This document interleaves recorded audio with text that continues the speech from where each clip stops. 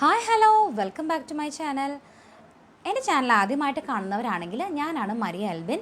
അപ്പോൾ എൻ്റെ ചാനൽ ഒരുപാട് പേരായി പറയുന്നു ഇൻട്രോയിൽ വരാനായിട്ട്. അപ്പോൾ എനിക്കത്ര ധൈര്യമൊന്നും ഉണ്ടായിരുന്നില്ല. അപ്പോൾ ഇന്ന് ആദ്യമായിട്ട് നിങ്ങളെല്ലാം കാണാനായിട്ട് വന്നതാണ്.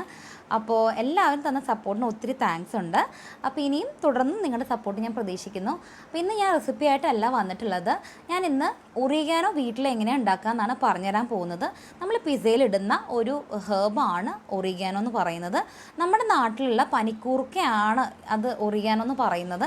അത് ഉണക്കി ഉപയോഗിച്ചിട്ടാണ് നമ്മൾ ഇതുപോലത്തെ പിസ്സ പോലത്തെയുള്ള റെസിപ്പികൾ നമ്മൾ ചേർത്ത് കൊടുക്കുന്നത്. അപ്പോൾ ഒത്തിരി പേർക്ക് ഇതിനെക്കുറിച്ച് വലിയ ഐഡിയ ഇല്ല. അപ്പോൾ നമുക്കിത് എങ്ങനെയാണ് ചെയ്യേണ്ടതെന്ന് നോക്കാം. അപ്പോൾ ആദ്യമായിട്ടാണ് എൻ്റെ ചാനൽ കാണുന്നത് എങ്കിൽ please subscribe to my channel. തൊട്ടടുത്തുള്ള ബെല്ലൈക്കണിൽ ഓൾ എന്ന് പ്രസ് ചെയ്താൽ എൻ്റെ വീഡിയോയുടെ എല്ലാ നോട്ടിഫിക്കേഷൻസും നിങ്ങൾക്ക് ലഭിക്കും. അപ്പോൾ നമുക്ക് വീഡിയോയിലേക്ക് കടന്നാലോ.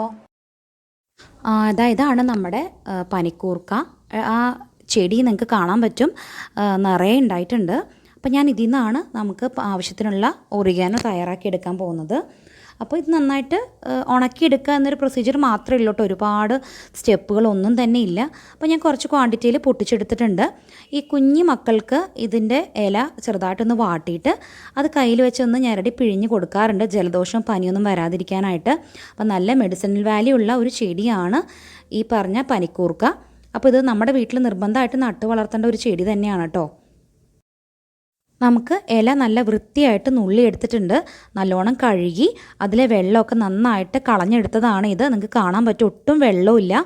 ഇനി ഞാനിത് ഓവനിലാണ് ഇതിനെ ഡ്രൈ ആക്കി എടുക്കുന്നത്. അപ്പോൾ ഞാനിതൊരു ഓവനിൽ വെച്ചിട്ടുണ്ട്.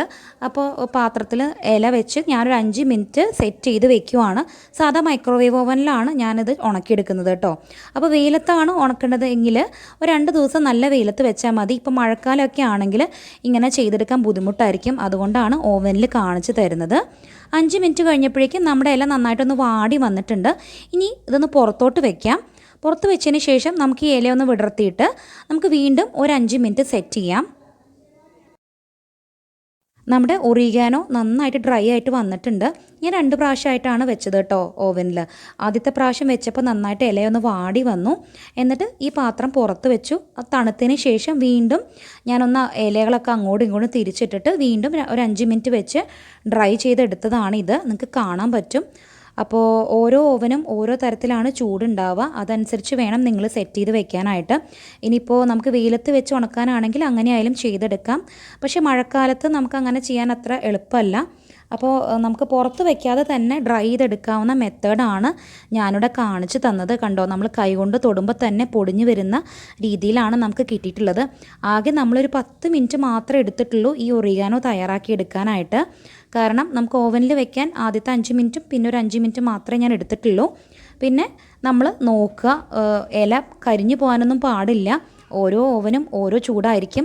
അപ്പോൾ ആദ്യത്തെ 2 പ്രാവശ്യം നമ്മൾ ട്രൈ ചെയ്ത് നോക്കുക ഇതിൻ്റെ ചൂടും, അതുപോലെ ഇത് പെട്ടെന്ന് ആവുന്നുണ്ടോ എന്നൊക്കെ ചെക്ക് ചെയ്ത് നോക്കിയിട്ട് ഇതുപോലെ വീട്ടിൽ ഓവനിൽ തന്നെ നമുക്ക് ഡ്രൈ ആക്കി എടുക്കാൻ പറ്റും. ഒരുപാട് ബുദ്ധിമുട്ടുള്ള പണിയൊന്നും അല്ല ഇതുപോലെ ഡ്രൈ ചെയ്തെടുക്കുക എന്നുള്ളത്.